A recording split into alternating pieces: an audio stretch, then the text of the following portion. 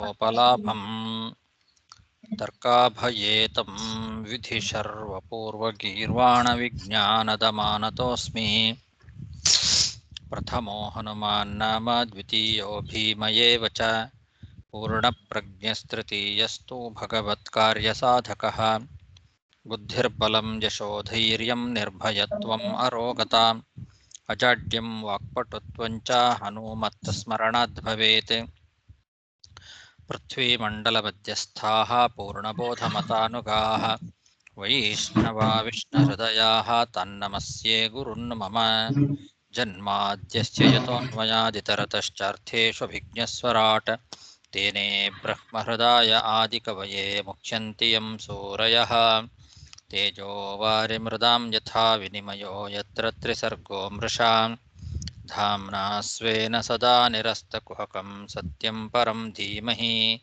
ಸೃಷ್ಟಿಸ್ಥಿತ್ಯಪ್ಯೇಹಾನಿಯತಿದೃಶಿತಮೋ ಬಂಧಮೋಕ್ಷಾಶ್ಚ ಯಸ್ಮಾತ್ ಅಸ್ಯ ಶ್ರೀ ಬ್ರಹ್ಮರುದ್ರಪ್ರಭೃತಿಸುರನರದ್ವೀಷ ಶತ್ರುತ್ಮಕಸ್ಯ ವಿಷ್ಣೋರ್ವ್ಯಸ್ತಾಃ ಸಮಸ್ತಾಃ ಸಕಲಗುಣನಿಧಿಃ ಸರ್ವದೋಷವ್ಯಪೇತಃ ಪೂರ್ಣಾನಂದೋ ವ್ಯಯೋ ಯೋ ಗುರುರಪಿ ಪರಮಃ ಚಿಂತಯೇ ತಂ ಮಹಾಂತಂ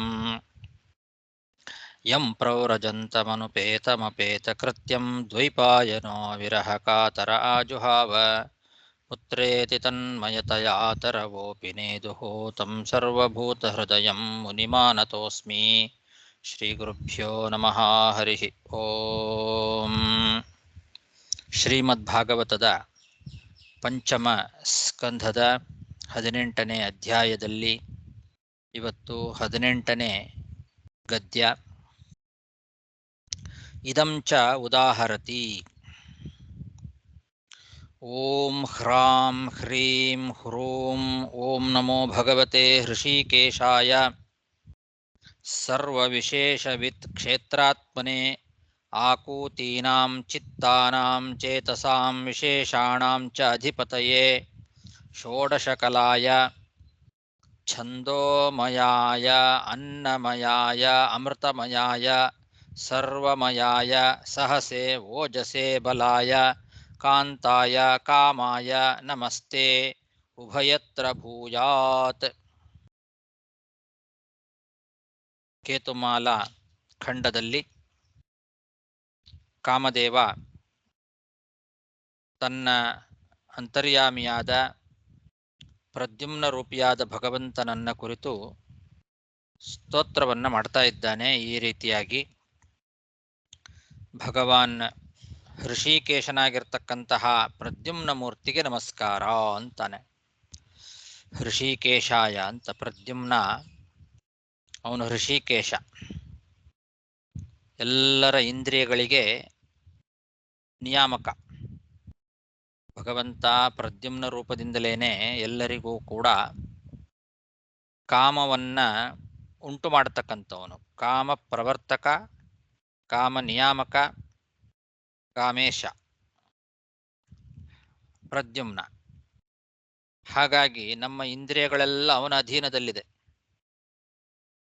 ಅದಕ್ಕೆ ಹೃಷೀಕೇಶಾಯ ನಮೋ ಭಗವತೆ ಅಂತ ಸ್ತೋತ್ರ ಮಾಡಿದ್ದಾರೆ. ಹೃಷೀಕೇಶನಾದ, ಹೃಷೀಕಗಳು ಅಂದರೆ ಇಂದ್ರಿಯಗಳು, ಆ ಎಲ್ಲ ಹೃಷೀಕಗಳಿಗೆ ಒಡೆಯ ಹೃಷೀಕೇಶ ಆ ಪ್ರದ್ಯುಮ್ನ, ಅಂತಹ ಪ್ರದ್ಯುಮ್ನ ಮೂರ್ತಿಗೆ ನಮಸ್ಕಾರ. ಸರ್ವ ವಿಶೇಷವಿತ್ ಕ್ಷೇತ್ರಾತ್ಮನೇ, ಸರ್ವಜ್ಞರಾಗಿರ್ತಕ್ಕಂತಹ ಬ್ರಹ್ಮಾದಿ ದೇವತೆಗಳಿಗೆಲ್ಲ ತನ್ನ ಅಂಗಗಳಲ್ಲಿ ಆಶ್ರಯವನ್ನ ಕೊಟ್ಟವನು ನೀನು. ಭಗವಂತನ ಅಂಗಾಂಗಗಳಲ್ಲೇ ದೇವತೆಗಳೆಲ್ಲ ವಾಸ ಮಾಡಿಕೊಂಡಿದ್ದಾರೆ. ಭಗವಂತನ ಒಂದೊಂದು ಅವಯವಗಳಲ್ಲಿ ಒಬ್ಬೊಬ್ಬ ದೇವತೆಗಳನ್ನ ಇರುವಂತೆ ಮಾಡಿಕೊಂಡಿದ್ದಾನೆ. ಅವರಿಗೆಲ್ಲ ತನ್ನ ಅಂಗಗಳನ್ನೇ ಆಶ್ರಯವನ್ನಾಗಿ ಕೊಟ್ಟಿದ್ದಾನೆ. ಅದನ್ನು ಇಲ್ಲಿ ಹೇಳ್ತಾ ಇದ್ದಾರೆ. ಸರ್ವ ವಿಶೇಷವಿತ್ ಅಂದರೆ ವಿಶೇಷವಿತ್ತಾದ ಸರ್ವಜ್ಞರಾದಂತಹ ಬ್ರಹ್ಮಾದಿ ದೇವತೆಗಳೇನಿದ್ದಾರೆ ಅವರಿಗೆಲ್ಲರಿಗೂ ತನ್ನ ಶರೀರದಲ್ಲಿ ಆಶ್ರಯವನ್ನು ಕೊಟ್ಟವನು ನೀನು.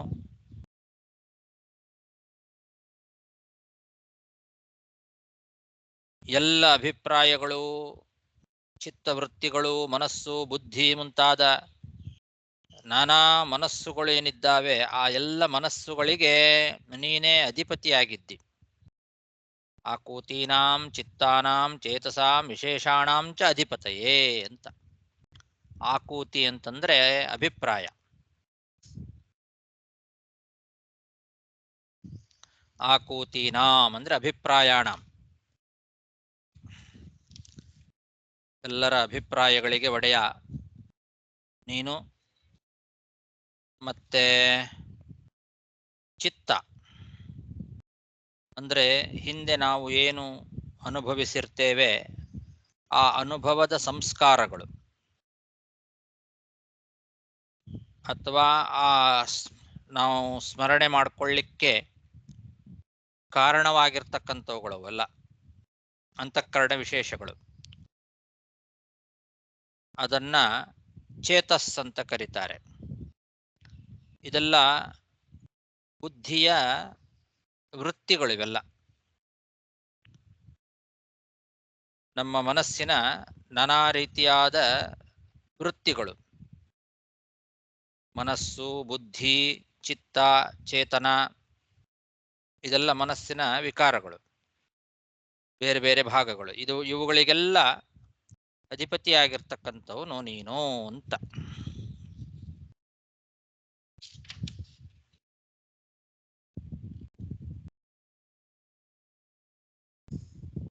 ಮನಸ್ಸು, ಬುದ್ಧಿ, ಅಹಂಕಾರ ಮೊದಲಾದವುಗಳು, ಇವುಗಳಿಗೆಲ್ಲ ಒಡೆಯನಾಗಿದ್ದಿ, ಅಧಿಪತಿಯಾಗಿದ್ದಿ.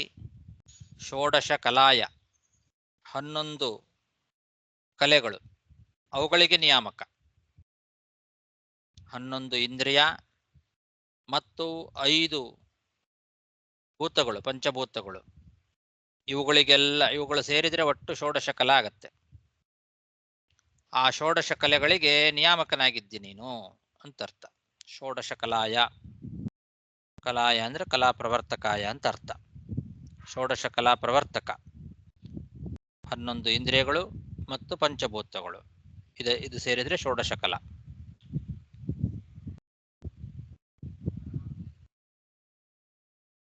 ಅಥವಾ ಷೋಡಶ ಕಲಾ ಅಂದ್ರನೇ ಜೀವ.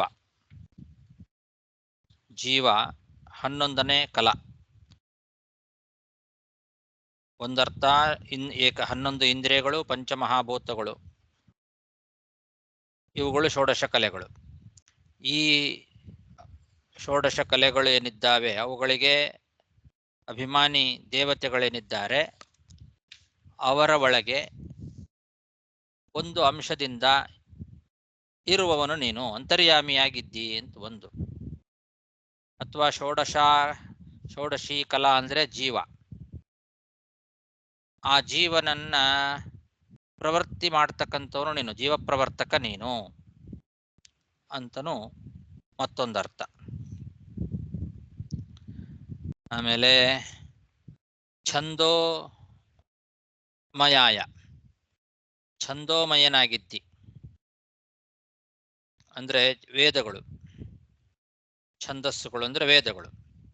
ಆ ಎಲ್ಲ ವೇದಗಳಲ್ಲಿ ಮುಖ್ಯವಾಗಿ ಪ್ರತಿಪಾದ್ಯ ಆಗಿದ್ದಿ ಅಂತ ಅರ್ಥ. ಛಂದೋಮಯ ಅಂದ್ರೆ ವೇದ ಪ್ರತಿಪಾದ್ಯರು ಯಾರ್ಯಾರಿದ್ದಾರೆ ಅವರೆಲ್ಲರಿಗಿಂತ ಮುಖ್ಯ ನೀನು. ವೇದ ಪ್ರತಿಪಾದ್ಯರಲ್ಲೇ ಮುಖ್ಯನಾಗಿರ್ತಕ್ಕಂಥವನು ನೀನು, ಪ್ರಧಾನನಾಗಿರ್ತಕ್ಕಂಥವನು ಅಂತ ಅರ್ಥ.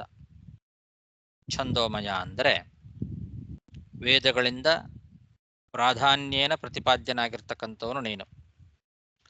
ಛಂದೋಮಯಾಯ. ಅನ್ನಮಯಾಯ, ನೀನು ಅನ್ನಮಯ, ಮಹಾಭೋಕ್ತೃ, ಮಹಾಭೋಗ್ಯ ಅಂತರ್ಥ.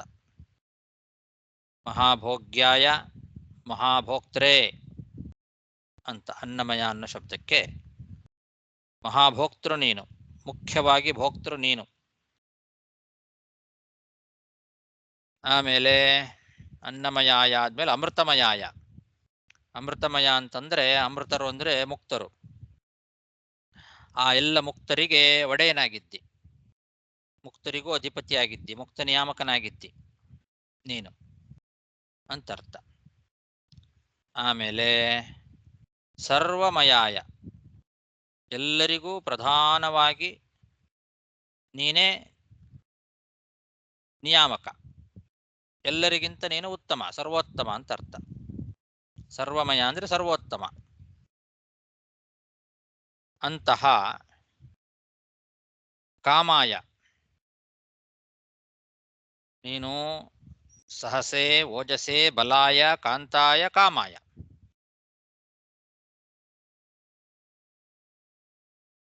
ಸಹಸೆ ಅಂದ್ರೆ ಆತ್ಮ ಸಾಮರ್ಥ್ಯಕ್ಕೆ ನಿಯಾಮಕನಾಗಿರ್ತಕ್ಕಂಥವನು ನೀನು. ಆಮೇಲೆ ಓಜಸ್ಸು ಇಂದ್ರಿಯ ಸಾಮರ್ಥ್ಯ. ಸಹಸ್ಸಂದ್ರೆ ಆತ್ಮ ಸಾಮರ್ಥ್ಯ, ಅದಕ್ಕೂ ನಿಯಾಮಕ. ಓಜಸ್ಸಂದ್ರೆ ಇಂದ್ರಿಯ ಸಾಮರ್ಥ್ಯ, ಆ ಇಂದ್ರಿಯ ಸಾಮರ್ಥ್ಯಕ್ಕೂ ನಿಯಾಮಕನಾಗಿದ್ದಿ ನೀನು ಓಜಸೆ. ಆಮೇಲೆ ಬಲಾಯ, ಬಲ ಅಂತಂದ್ರೆ ಆತ್ಮಬಲ, ದೈಹಿಕವಾದ ಸಾಮರ್ಥ್ಯ. ಆ ದೈಹಿಕವಾದ ಸಾಮರ್ಥ್ಯಕ್ಕೂ ನೀನು ನಿಯಾಮಕನಾಗಿದ್ದಿ. ಕಾಂತಾಯ ಅಂತಂದ್ರೆ ಒಡೆಯನಾಗಿದ್ದಿ. ಕಾಮಾಯ ಕಾಮದೇವನ ಒಳಗೆ ಅಂತರ್ಯಾಮಿಯಾಗಿದ್ದಿ.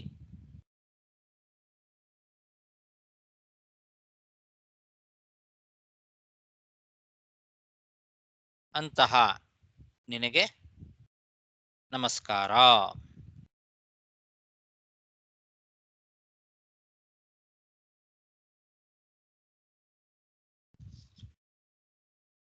ಉಭಯತ್ರ ಭೂಯಾತ್, ನಿನಗೆ ನಾವು ಮಾಡುವ ನಮಸ್ಕಾರ ಏನಿದೆ ಅದು ನಮಗೆ ಒಳಗೂ ಹೊರಗೂ ರಕ್ಷಣೆಯನ್ನ ಕೊಡ್ಲಿ ಅಂತ ಅರ್ಥ. ಉಭಯತ್ರ ಭೂಯಾತ್ ಅಂದ್ರೆ ಒಳಗೂ ಹೊರಗೂ, ಉಭಯತ್ರ ಅಂತರ್ಬಹಿಶ್ಚ, ನಮ್ಮನ್ನ ರಕ್ಷಣೆಯನ್ನ ಮಾಡಲಿ, ಅದಕ್ಕೋಸ್ಕರ ನಿನಗೆ ನಮಸ್ಕಾರ ಅಂತ.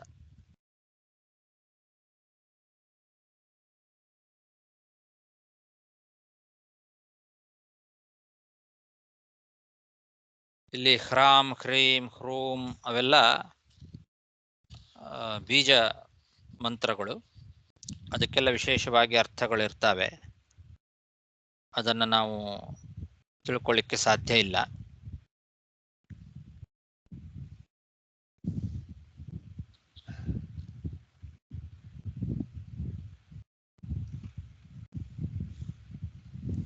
ಓಂ ಹ್ರಾಂ ಹ್ರೀಂ ಹ್ರೂಂ ಓಂ ನಮೋ ಭಗವತೆ ಋಷಿಕೇಶಾಯ ಸರ್ವ ವಿಶೇಷವಿತ್ ಕ್ಷೇತ್ರಾತ್ಮನೆ ಆಕೂತೀನಾಂ ಚಿತ್ತಾನಾಂ ಚೇತಸಾಂ ವಿಶೇಷಾಣಾಂ ಚ ಅಧಿಪತಯೇ ಷೋಡಶಕಲಾಯ ಛಂದೋಮಯಾಯ ಅನ್ನಮಯಾಯ ಅಮೃತಮಯಾಯ ಸರ್ವಮಯಾಯ ಸಹಸೆ ಓಜಸೆ ಬಲಾಯ ಕಾಂತಾಯ ಕಾಮಾಯ ನಮಸ್ತೆ ಉಭಯತ್ರ ಭೂಯಾತ್. ಆಚಾರ್ಯ, ಇಲ್ಲಿ ಆತ್ಮ ಸಮರ್ಥ ಅಂದ್ರೆ ಏನು, ಸಾಮರ್ಥ್ಯ ಅಂದ್ರೆ ಏನು ಆಚಾರ್ಯ? ಆತ್ಮ ಸಾಮರ್ಥ್ಯ ಅಂದ್ರೆ ಏನು ಆಚಾರ್ಯ? ಒಳಗೆ ಆತ್ಮ ಅಂತಂದ್ರೆ ಒಳಗಿನ ಮನಸ್ಸು ಅಂತ ಇಟ್ಕೊಳ್ಬೇಕು. ಆತ್ಮ ಸಾಮರ್ಥ್ಯ ಅಂದ್ರೆ ಒಳಗಿನ ಮನಸ್ಸು ಏನಿದೆ ಅದಕ್ಕೆ ಆತ್ಮ ಅಂತ ಹೆಸರು. ಓಜಸ್ ಅಂದುವಾಗ ಹೊರಗಿನ ಇಂದ್ರಿಯಗಳು ಇಟ್ಕೊಳ್ಬೇಕು, ಮನಸ್ಸನ್ನ ಬಿಟ್ಟು ಹೊರಗಿನ ಇಂದ್ರಿಯಗಳನ್ನು ಇಟ್ಟುಕೊಳ್ಬೇಕು. ಆವಾಗ ಸಹಸ್ಗೂ ಓಜಸ್ಗೂ ವ್ಯತ್ಯಾಸ ಅಷ್ಟು. ಓಕೆ, ಸೊ ಓಜಸ್ಸಿ ಅಂದ್ರೆ ಇಂದ್ರಿಯ ಸಾಮರ್ಥ್ಯ ನಿಯಾಮಕಾಯ. ಆ ಇಂದ್ರಿಯಲ್ಲಿ ಮನಸ್ಸು ಬರಲ್ಲ, ಆತ್ಮ ಮನಸ್ಸು ಸೇರಿದ್ರೆ ಓಕೆ. ಆತ್ಮ ಅಂದ್ರೆ ಒಳಗಿನ ಇಂದ್ರಿಯ ಮನಸ್ಸನ್ನು ಇಟ್ಕೊಳ್ಬೇಕು. ಓಕೆ ಓಕೆ ಓಕೆ ಓಕೆ ಆಚಾರ್ಯ.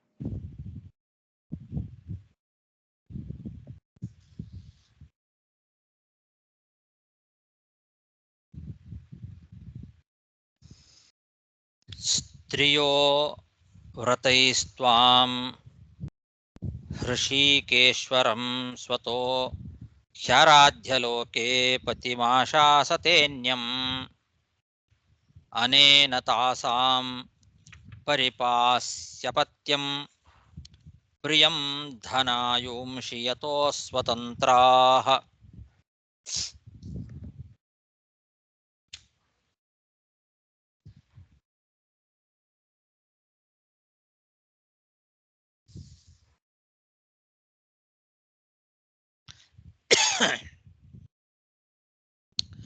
ಜಗತ್ತಿನಲ್ಲಿ ಇರ್ತಕ್ಕಂತಹ ಎಲ್ಲ ಸ್ತ್ರೀಯರು ತಮ್ಮ ತಮ್ಮ ಪತಿಯನ್ನ ಬಯಸಬೇಕು ಅಂತ, ಹೊಂದಬೇಕು ಅಂತ ಅಪೇಕ್ಷೆ ಪಡ್ತಕ್ಕಂಥವ್ರು ಯಾರ್ಯಾರಿದ್ದಾರೆ ಅವರೆಲ್ಲರೂ ಕೂಡ ಋಷಿಕೇಶನಾದ ಸರ್ವೇಶ್ವರನಾದ ನಿನ್ನನ್ನೇ ವ್ರತ ನಿಯಮ ಮೊದಲಾದ ರೀತಿಯಿಂದ ಆರಾಧನೆ ಮಾಡಿ ಅವರು ಲೋಕದಲ್ಲಿ ತಮ್ಮ ತಮ್ಮ ಪತಿಗಳನ್ನು ಪಡೆಯಬೇಕು ಅಂತ ಅಪೇಕ್ಷೆ ಪಡ್ತಾರೆ. ಆ ಎಲ್ಲ ಸ್ತ್ರೀಯರು ಮಾಡುವ ಆರಾಧನೆಗೆ ಒಲಿದು ನೀನು ಅವರಿಗೆ ಅವರ ಸಂತತಿಯನ್ನ, ಅವರ ಪತಿಯನ್ನ, ಅವರಿಗೆ ಧನ, ಆಯುಷ್ಯ, ಆರೋಗ್ಯ ಮೊದಲಾದವುಗಳನ್ನೆಲ್ಲವನ್ನೂ ಕೂಡ ಕೊಟ್ಟು ರಕ್ಷಣೆ ಮಾಡ್ತಿದಿ.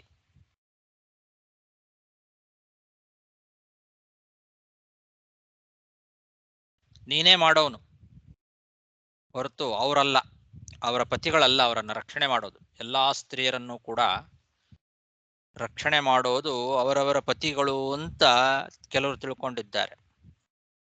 ನನ್ನ ಗಂಡ ನನ್ನನ್ನು ರಕ್ಷಣೆ ಮಾಡ್ತಾನೆ, ನನ್ನ ಗಂಡನೇ ನನಗೆ ರಕ್ಷಕ ಅಂತ ಅಲ್ಲ. ಅವರೆಲ್ಲ ರಕ್ಷಕರು. ಯಾಕೆ ಅಂದ್ರೆ ಅವರೆಲ್ಲ ಅಸ್ವತಂತ್ರರು. ಯಥೋ ಅಸ್ವತಂತ್ರಾಹ ಅಂತ. ಯಾಕೆ ಅವರಲ್ಲ ಅಂದ್ರೆ ಅವರೆಲ್ಲ ಅಸ್ವತಂತ್ರರು, ಅವರಿಗೆ ರಕ್ಷಣೆ ಮಾಡುವ ಸಾಮರ್ಥ್ಯ ಇಲ್ಲ, ಆ ಸ್ವಾತಂತ್ರ್ಯ ಇಲ್ಲ. ಹಾಗಾಗಿ ಎಲ್ಲ ಸ್ತ್ರೀಯರನ್ನು ಕೂಡ ರಕ್ಷಣೆ ಮಾಡೋನು ನೀನೇ. ಆ ಎಲ್ಲ ಸ್ತ್ರೀಯರಿಗೆ ಅವರ ಪತಿ ಸಿಕ್ಕಿದ್ದು ನಿನ್ನಿಂದ, ಅವರಿಗೆ ಸಂತತಿ ಬಂದದ್ದು ನಿನ್ನಿಂದಲೇ, ಅವರಿಗೆ ಬರುವಂತಹ ಧನ, ಆಯುಷ್ಯ ಎಲ್ಲವೂ ನಿನ್ನಿಂದಲೇ. ಇದನ್ನೆಲ್ಲ ನೀನೇ ಕೊಟ್ಟು ರಕ್ಷಣೆ ಮಾಡ್ತಾ ಇದ್ದಿ ಎಲ್ಲ ಸ್ತ್ರೀಯರನ್ನ. ಹಾಗಾಗಿ ಅವರನ್ನೆಲ್ಲ ರಕ್ಷಣೆ ಮಾಡೋರು ಆ ಅನ್ಯ ಪತಿಗಳಲ್ಲ.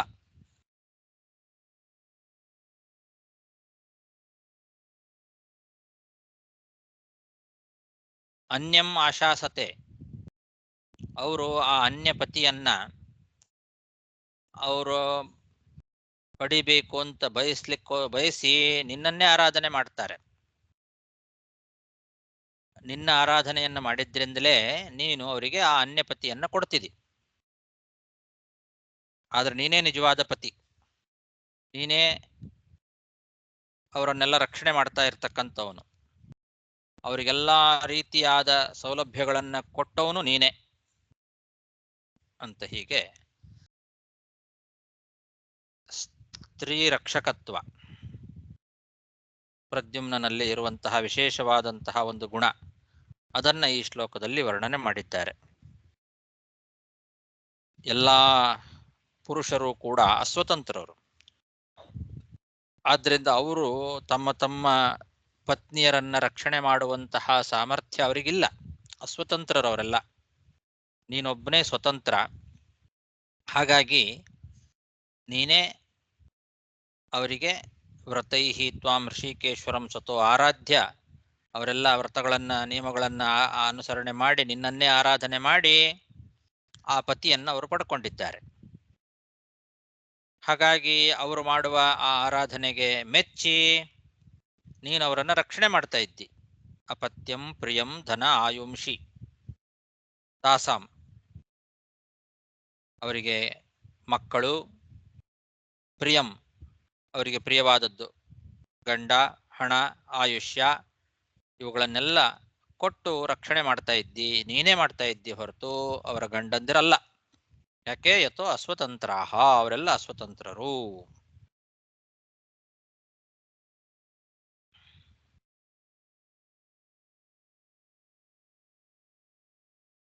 ಕಾಮಾಂತರ್ಗತನಾಗಿರ್ತಕ್ಕಂತಹ ಪ್ರದ್ಯುಮ್ನನ್ನ ಪೂಜೆ ಮಾಡೋದ್ರಿಂದ ಪತಿ ದೊರಕ್ತಾನೆ ಅಂತನ್ನೋದು ಶ್ರುತಿಗಳಲ್ಲಿ ಪ್ರಸಿದ್ಧವಾಗಿದೆ. ಆ ಪ್ರಸಿದ್ಧಿಯನ್ನ ಇಲ್ಲಿ ಹಿ ಅಂತನ್ನೋ ಒಂದು ಅವ್ಯಯದಿಂದ ಸೂಚನೆ ಮಾಡ್ತಾ ಇದ್ದಾರೆ ಅಂತ. ಸ್ವತೋ ಹಿ ಆರಾಧ್ಯ ಲೋಕೆ ಪತಿಂ ಆಶಾಸತೆ ಅನ್ಯಂ ಅಂತಿದೆ. ಅಲ್ಲಿ ಸ್ವತೋ ಹಿ ಅನ್ನೋಲ್ಲಿ ಹಿ ಅನ್ನೋ ಒಂದು ಅವ್ಯಯ ಏನಿದೆ ಅದು ಶ್ರುತಿ ಪ್ರಸಿದ್ಧಿಯನ್ನು ತೋರಿಸ್ತದೆ. ಹಿ ಅನ್ನೋ ಶಬ್ದಕ್ಕೆ ಪ್ರಸಿದ್ಧ ಅಂತ ಅರ್ಥ. ವೇದದಲ್ಲಿ ಅದು ಪ್ರಸಿದ್ಧವೇ. ಪತಿಯನ್ನ ಬಯಸ್ತಕ್ಕಂಥವ್ರು ಕಾಮಾಂತರ್ಗತನಾದ ಈ ಪ್ರದ್ಯುಮ್ನನ್ನ ಪೂಜೆ ಮಾಡಬೇಕು ಅಂತನ್ನೋದು ಶ್ರುತಿ ಪ್ರಸಿದ್ಧವಾಗಿದೆ. ಅದನ್ನ ಹಿ ಅನ್ನೋ ಶಬ್ದ ನಮಗೆ ತೋರಿಸಿಕೊಡ್ತಾ ಇದೆ.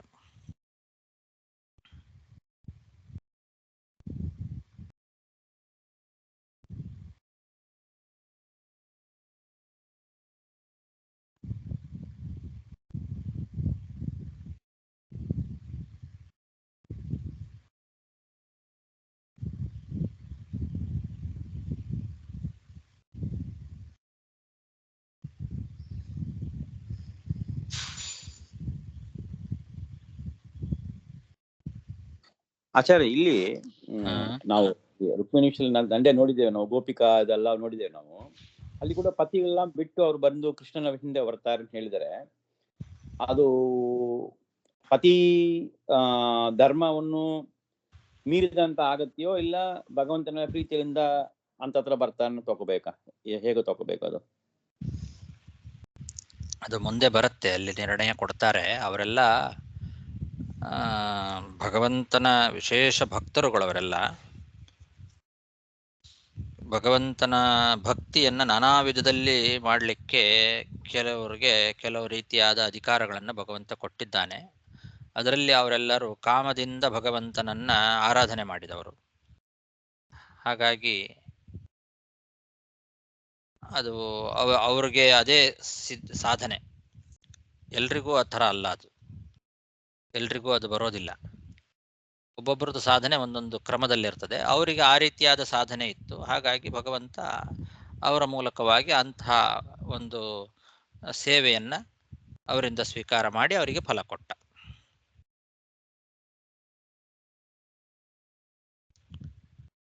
ಸ್ತ್ರಿಯೋ ವ್ರತೈಸ್ತ್ವಾಂ ಹೃಷೀಕೇಶ್ವರಂ ಸ್ವತೋ ಹ್ಯಾರಾಧ್ಯ ಲೋಕೆ ಪತಿಮಾಶಾಸತೇನ್ಯಂ ಅನೇನ ತಾಸಾಂ ಪರಿಪಾಸ್ಯ ಪತ್ಯಂ ಪ್ರಿಯಂ ಧನಾಯುಂಷಿ ಯತೋ ಸ್ವತಂತ್ರಾಃ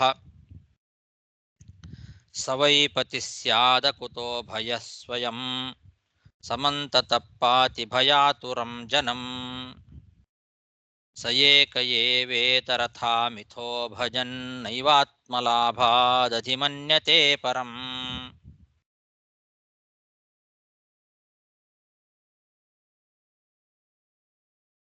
ಹಿಂದಿನ ಶ್ಲೋಕದಿಂದ ಈ ಶ್ಲೋಕ ಹಾಗೆ ಕಂಟಿನ್ಯೂ ಆಗ್ತದೆ.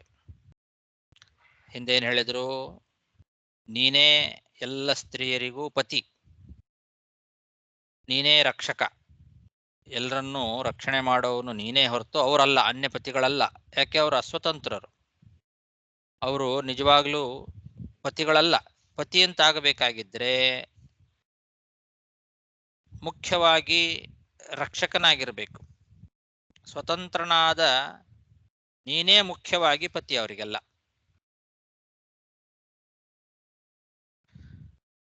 ನಿಜವಾದ ಪತಿ ಅಂತಾಗಬೇಕಾಗಿದ್ರೆ ಅವನು ಹೇಗಿರಬೇಕು?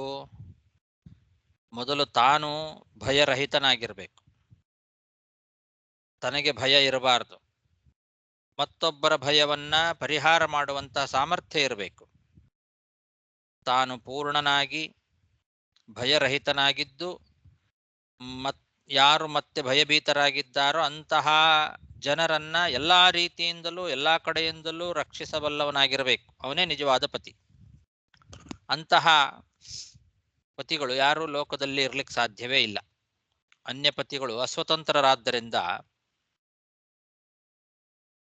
ಅವ್ರು ಯಾರೂ ಕೂಡ ಸ್ವತಃ ತಾವು ಭಯರಹಿತರಲ್ಲ. ಎಲ್ಲರಿಗೂ ಭಯ ಇದೆ. ಅವರಿಗೆ ಮತ್ತೊಬ್ಬರ ಭಯವನ್ನ ಪರಿಹಾರ ಮಾಡುವಂತ ಸಾಮರ್ಥ್ಯ ಎಲ್ಲಿಂದ ಬರಬೇಕು? ತಾವೇ ಭಯದಲ್ಲಿ ಇರುವವರು ಮತ್ತೊಬ್ಬರ ಭಯವನ್ನು ಹೇಗೆ ಪರಿಹಾರ ಮಾಡ್ತಾರೆ? ಹಾಗಾಗಿ ತಾವು ಪೂರ್ಣವಾಗಿ ಭಯರಹಿತರಾಗಿದ್ದು ಮತ್ತೊಬ್ಬರು ಯಾರು ಭಯದಲ್ಲಿದ್ದಾರೋ ಅವರ ಭಯವನ್ನ ಎಲ್ಲಾ ರೀತಿ ಎಲ್ಲಾ ಕಡೆಯಿಂದಲೂ ರಕ್ಷಣೆಯನ್ನ ಮಾಡತಕ್ಕಂಥವನು ಮಾತ್ರ ನಿಜವಾದ ಪತಿ ಆಗ್ಲಿಕ್ಕೆ ಸಾಧ್ಯ. ಲೋಕದಲ್ಲಿರುವ ಈ ಪತಿಗಳು, ಅನೇಕ ಪತಿಗಳಿದ್ದಾರಲ್ಲ, ಅವರೆಲ್ಲ ಅಸ್ವತಂತ್ರರು. ಅವರು ಮಾತ್ರ ಇರೋದು ಅಂತಾಗಿದ್ರೆ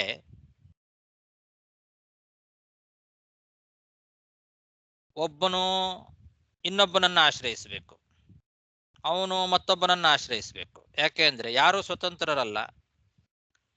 ಎಲ್ಲಾ ಪತಿಗಳು ಕೂಡ, ಅನೇಕ ಪತಿಗಳಿದ್ದಾರೆ ಲೋಕದಲ್ಲಿ. ಅನೇಕ ಪತಿಗಳು ಒಬ್ಬೊಬ್ಬರು ಕೂಡ ಮತ್ತೊಬ್ಬರನ್ನ ಆಶ್ರಯಿಸಬೇಕೇ ಹೊರತು ತಮಗೆ ಪೂರ್ಣ ಸಾಮರ್ಥ್ಯ ಯಾರಿಗೂ ಇಲ್ಲ. ಇವನಿಂದ ಅವನು ಹೋಗಿ ಏನೋ ಅಪೇಕ್ಷೆಯನ್ನು ಪಟ್ಟು ಅವನಿಂದ ರಕ್ಷಣೆಯನ್ನು ಪಡಿಬೇಕು ಅಂತ ಹೋದ್ರೆ ಅವನು ಅಸ್ವತಂತ್ರನೇ. ಅವನಿಂದ ಪೂರ್ಣವಾಗಿ ಇವನಿಗೇನು ಲಾಭ ಆಗೋದಿಲ್ಲ. ಇವನು ಅವನತ್ರ ಹೋಗ್ತಾನೆ, ಅವನತ್ರ ಏನಿದೆಯೋ ಅದನ್ನ ಪಡೆದು ಅವನಿಂದ ರಕ್ಷಣೆಯನ್ನು ಪಡಿಬೇಕು ಅಂತ ಅವನತ್ರ ಹೋಗ್ತಾನೆ. ಅವನು ಕೂಡ ಅಸ್ವತಂತ್ರನಾದ್ರಿಂದ ಅವನಿಂದಲೂ ಇವನಿಗೇನು ಲಾಭ ಇಲ್ಲ. ಪೂರ್ಣವಾದ ಲಾಭ ಯಾರಿಗೂ ಸಿಗೋದಿಲ್ಲ. ಯಾಕೆ? ಎಲ್ಲರೂ ಅಸ್ವತಂತ್ರರು. ನಾನು ಹೇಗೆ ಅಸ್ವತಂತ್ರನೋ ಹಾಗೆ ನನ್ನಂತೆ ಅವನು ಅಸ್ವತಂತ್ರ. ಹಾಗಾಗಿ ಒಬ್ಬರಿಂದ ಒಬ್ಬರಿಗೆ ಭಯವೇ ಉಂಟಾಗ್ತದೆ ಹೊರತು ಭಯ ಪರಿಹಾರ ಆಗೋದೇ ಇಲ್ಲ. ಇವನಿಂದ ಅವನಿಗೆ, ಅವನಿಂದ ಇವನಿಗೆ ಮಿಥಃ, ಪರಸ್ಪರವಾಗಿ ಒಬ್ಬರಿಂದ ಒಬ್ಬರಿಗೆ ಪೂರ್ಣವಾದ ರಕ್ಷಣೆ ಸಿಗೋದಿಲ್ಲ. ಇನ್ನು ಭಯ ಹಾಗೆ ಉಳಿದೇ ಬಿಡುತ್ತದೆ. ಹಾಗಾಗಿ ಪೂರ್ಣವಾಗಿ ಭಯವನ್ನ ಪರಿಹಾರ ಮಾಡಬೇಕಾಗಿದ್ರೆ ತಾನು ಮೊದಲು ಪೂರ್ಣವಾಗಿ ಭಯರಹಿತನಾಗಿರಬೇಕು. ಅಂಥವ್ರು ಯಾರಿದ್ದಾರೆ ಜಗತ್ತಿನಲ್ಲಿ? ಯಾರು ಇಲ್ಲ. ಹಾಗಾಗಿ ನೀನೇ ಎಲ್ಲರಿಗೂ ಕೂಡ ರಕ್ಷಕ, ನೀನೇ ನಿಜವಾದ ಪತಿ.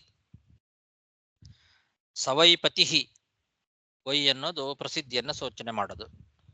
ನಿಜವಾದ ಪತಿ ಅಂದ್ರೆ ಅವನು ಯಾರು? ಅಕುತೋ ಭಯ, ಸ್ವಯಂ ಅಕುತೋ ಭಯ, ತಾನು ಸ್ವಯಂ ಅಕುತೋ ಭಯನಾಗಿರ್ಬೇಕು. ಭಯಾತುರಂ ಜನಂ ಸಮಂತತಃ ಪಾತಿ, ಭಯಾತುರರಾದ ಜನ ಯಾರಿದ್ದಾರೆ ಅವರನ್ನ ಸಮಂತತಃ ಎಲ್ಲ ಕಡೆಯಿಂದಲೂ ರಕ್ಷಣೆ ಮಾಡುವವನಾಗಿರ್ಬೇಕು.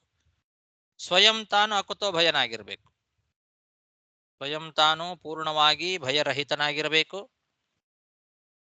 ಭಯಾತುರರಾದ ಜನರು ಯಾರಿದ್ದಾರೆ ಅವರನ್ನ ಸಮಂತತಃ ಪಾತಿ, ಎಲ್ಲ ಕಡೆಯಿಂದಲೂ ರಕ್ಷಣೆ ಮಾಡುವವನ ಯಾರಿದ್ದಾನೋ ಸವೈ ಪತಿ, ಅವನು ನಿಜವಾದ ಪತಿ. ಅಂತಹ ಪತಿ ಏಕಃ ಏವ, ನೀನೊಬ್ಬನೇ. ನಿನ್ನನ್ನು ಬಿಟ್ರೆ ಅಂಥ ಪತಿ ಇನ್ಯಾರೂ ಜಗತ್ತಿನಲ್ಲಿ ಇಲ್ಲ. ಯಾಕೆ? ನೀನಿಲ್ಲ ಅಂತಾದ್ರೆ ಇತರಥ, ಒಂದ್ ವೇಳೆ ನಿನ್ನನ್ನು ಬಿಟ್ಟು ಅವ್ರು ಮಾತ್ರ ಇದ್ದಾರೆ ಪತಿಗಳು ಅಂತಾದ್ರೆ ಅವ್ರಿಗೆ ರಕ್ಷಣೆ ಮಾಡೋರು ಯಾರು? ಒಬ್ಬ ಇನ್ನೊಬ್ಬರ ಹತ್ರ ಹೋಗಬೇಕು. ಅವನು ಅಸ್ವತಂತ್ರ. ಭಜನ್ ನೈವ ಆತ್ಮಲಾಭಾತ್, ಅವನಿಗೆ ಆತ್ಮಲಾಭ ಆಗೋದಿಲ್ಲ, ಅವನಿಗೆ ಪೂರ್ಣವಾದ ಲಾಭ ಅವನಿಂದ ಸಿಗೋದಿಲ್ಲ. ಯಾಕೆ? ಅವನು ಅಸ್ವತಂತ್ರ. ಹಾಗಾಗಿ ಅವನು ಇನ್ನೊಬ್ಬರ ಹತ್ರ ಹೋಗಬೇಕು.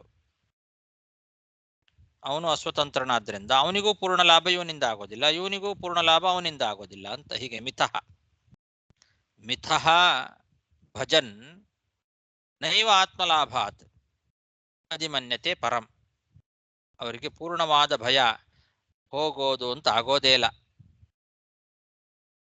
ಮತ್ತು ಭಯ ಹಾಗೆ ಇದ್ದೇ ಇರ್ತದೆ ಅಂತ ಅರ್ಥ.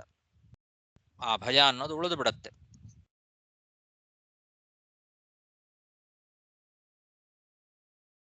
ಸುಖ, ಪೂರ್ಣವಾದ ಸುಖ ಯಾರಿಂದಲೂ ಸಿಗೋದಿಲ್ಲ. ಅಧಿ ಪರಂ ನ ಮನ್ಯತೆ, ನೈವ ಅಧಿಮನ್ಯತೆ ಪರಂ. ಪರಂ ಅಂದ್ರೆ ಪೂರ್ಣವಾದ, ಅನ್ಯಂ ನೈವ ಮನ್ಯತೆ.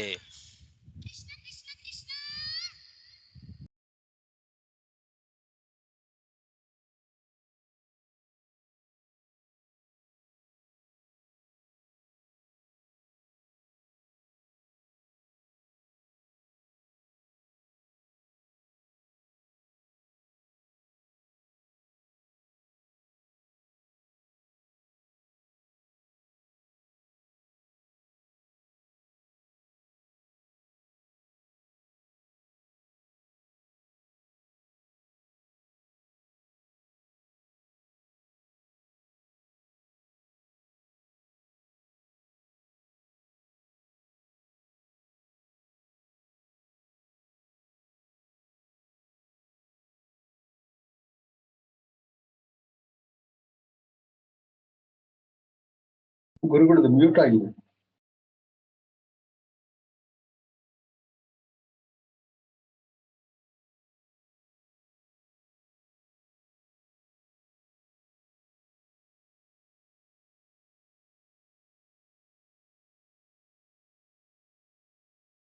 ಹಲೋ ಆಚಾರ್ಯ, ಮ್ಯೂಟ್ ಆಗಿದೆ ನಿಮ್ದು.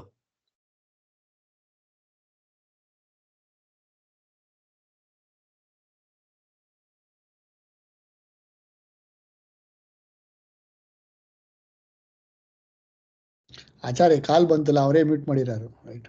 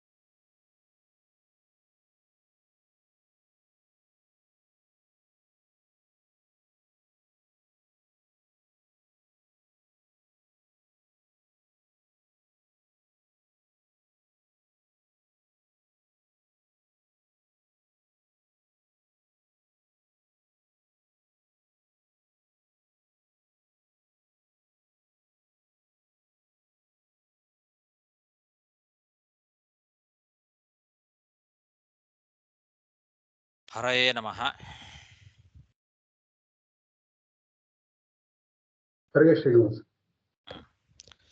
ಹಾಗಾಗಿ ನೈವ ಆತ್ಮಲಾಭಾದಧಿಮನ್ಯತೆ ಪರಂ, ಅದಕ್ಕೇನರ್ಥ ಬರೆದಿದ್ದಾರೆ ಅಂದರೆ, ಆತ್ಮಲಾಭಾತೆ, ಆತ್ಮಲಾಭ ಅಂತಂದ್ರೆ ನಿತ್ಯ ಅಮಿತ ಸುಖ ಸ್ವರೂಪ ಅನುಭೂತಿ.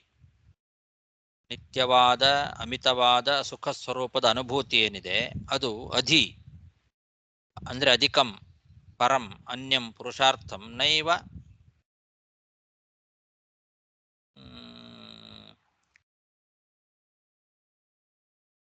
ಮನ್ಯತೆ.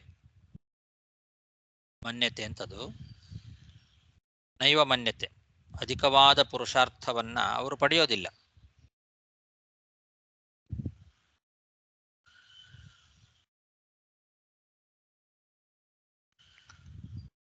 ನೀನು ಮಾತ್ರ ಸ್ವತಂತ್ರನಾದ್ದರಿಂದ ನೀನೇ ಸ್ವತಂತ್ರ ಪತಿ, ಉಳಿದವರಿಂದ ಯಾರಿಂದಲೂ ಪೂರ್ಣವಾದ ಲಾಭ ಆಗೋದಿಲ್ಲ ಅಂತ ಒಟ್ಟು ತಾತ್ಪರ್ಯ. ಅಧಿಕದಾತ ಇತ್ಯೇವ ಮನ್ಯತೆ, ಅತಃ ಸಹ ಭಗವಾನ್ ಏಕಃ ಏವ ಪತಿಃ ಇತಿ ಯೋಜ್ಯಂ. ಅಧಿಕದಾತಾರಂ ಪರಂ ಮನ್ಯಂ ನೈವ ಮನ್ಯತೆ. ಅಧಿಕದಾತಾರ ಅಧಿ ನ ಮನ್ಯತೆ ಅನ್ನೋದಕ್ಕೆ ಇವರು ಇನ್ನೊಂದು ಅರ್ಥ ಬರೀತಾರೆ. ಒಬ್ಬೊಬ್ಬರು ಮಿತಃ, ಅವರಿಂದ ಇವರು ಇವರಿಂದ ಅವರು ಉಪಕಾರವನ್ನು ಪಡ್ಕೊಳ್ಳಿಕ್ಕೆ ಹೋಗ್ತಾರೆ, ಆದರೆ ಸ್ವಸಾಧ್ಯ ಪ್ರಯೋಜನಾತ್, ಆತ್ಮಲಾಭಾತ್ ಸ್ವಸಾಧ್ಯ ಪ್ರಯೋಜನಾತ್ ಅಧಿದಾತಾರಂ ಪರಂ ಅನ್ಯಂ ನೈವ ಮನ್ಯತೆ.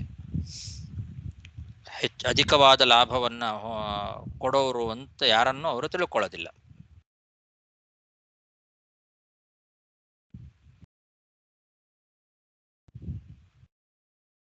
ನನ್ನಂತೆ ಅವನು ಕೂಡ ಸ್ವತಂತ್ರ, ಆದ್ದರಿಂದ ಅವನು ನನಗೆ ಪೂರ್ಣವಾದ ಸುಖವನ್ನ ಕೊಡ್ಲಿಕ್ಕೆ ಸಾಧ್ಯ ಇಲ್ಲ ಅಂತಲೇ ತಿಳ್ಕೊಳ್ತಾರೆ. ಅಧಿಕವಾಗಿ ನನಗೆ ಅವನೇನು ಕೊಡೋದಿಲ್ಲ, ಯಾಕೆ ನನ್ನಂತೆ ಅವನು ಅಸ್ವತಂತ್ರನಾದ್ದರಿಂದ ಅಧಿಕವಾದ ಲಾಭ ಅವನಿಂದ ನನಗೆ ಆಗೋದಿಲ್ಲ ಅಂತಲೇ ತಿಳ್ಕೊಳ್ತಾರೆ. ಹಾಗಾಗಿ ಪೂರ್ಣವಾಗಿ ಸ್ವತಂತ್ರನಾಗಿರೋವನು, ಪೂರ್ಣವಾಗಿ ರಕ್ಷಣೆ ಮಾಡುವವನು ನೀನೊಬ್ಬನೇ ಅನ್ನೋದನ್ನ ಸೇರಿಸ್ಕೊಳ್ಬೇಕು. ಸವೈ ಪತಿ ಸ್ಯಾದ ಕುತೋ ಭಯ ಸ್ವಯಂ ಸಮಂತತ ಪಾತಿ ಭಯಾತುರಂ ಜನಂ ಸಯೇಕ ಏವೇತರಥಾ ಮಿಥೋ ಭಜನ್ ನೈವಾತ್ಮಲಾಭಾದಧಿಮನ್ಯತೆ ಪರಂ.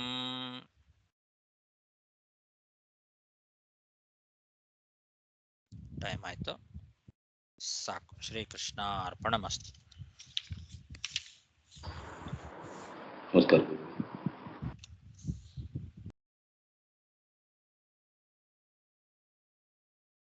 ಸರ್ ಈ ಬೀಜ ಮಂತ್ರಕ್ಕೆ ಶ್ರೀಂ ಇದೆಲ್ಲ ಅದು ಶ್ರೀಂ ಬಂದು ನಮ್ಮ ರುದ್ರಾಭಿಷೇಕದಲ್ಲಿ ಬರುತ್ತೆ ಆ ಅರ್ಥ ತಗೊಂಬಂದ ಆ ತರ ಏನರ್ಥ ಬರುತ್ತೆ?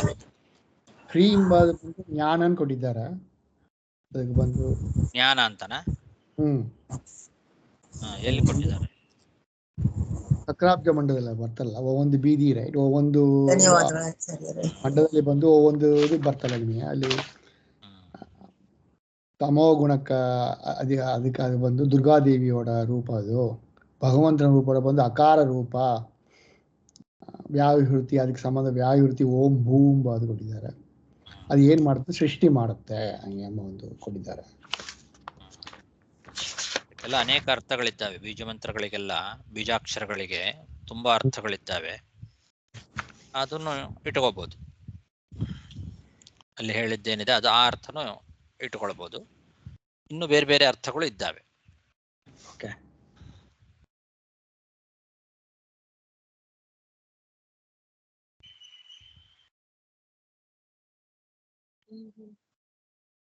ಬಂದು ಇಲಾವರದ ಬಂದು ದೇವರು, ಅದಕ್ಕೆ ಹಿಂದೆಡೆ ಬಂದು ಕಾಮ.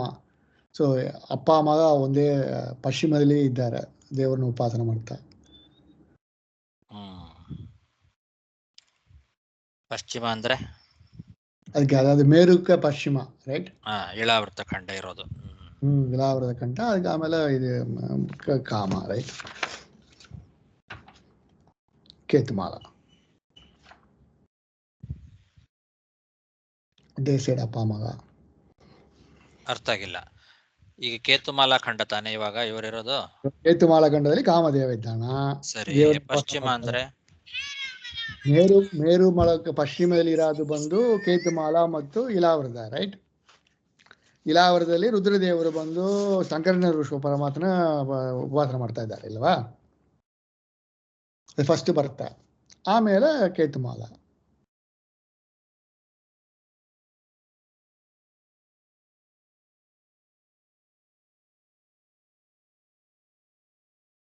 ಗುರುಗಳು ಮ್ಯೂಟ್ ಮಾಡಿದ್ದಾರೆ.